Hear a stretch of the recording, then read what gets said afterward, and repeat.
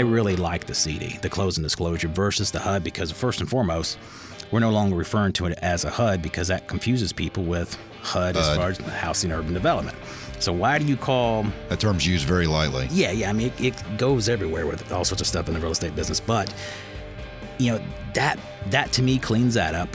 Then the CD itself, it's more... I don't know if I can say transparent, but I think it definitely does a much better job of more or less categorizing things, presenting things in a better way. The only thing that I think that's really going to throw anybody for a loop is the TIP, which is the total interest percentage. The truth in lending form, where it gave you the annual percentage or the total interest paid over the course of the loan. Right. And a lot of people look at that number, they're like, okay, my rate is X. I'm borrowing, let's say, $200,000, but your total payments back is like, you know, double that, you know, 400 something, whatever. And the TIP, the total interest percentage, is a large number that kind of, I think, is going to throw some people for a loop, just because the government's trying to say, hey, this is what you're going to ultimately pay at the end of the transaction.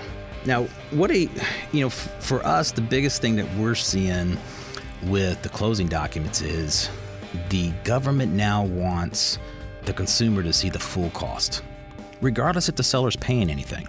So like right now, it's traditional, and it's, you know, a common thing that the seller provides title insurance.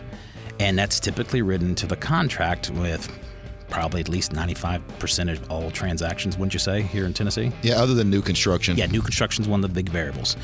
But the way we disclose it now is we can disclose that credit.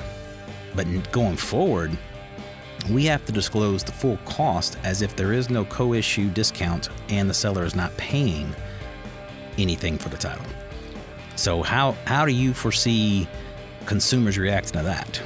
Well, one of the biggest changes on the closing disclosure you're going to see is it's going to reference owner's title insurance as being optional.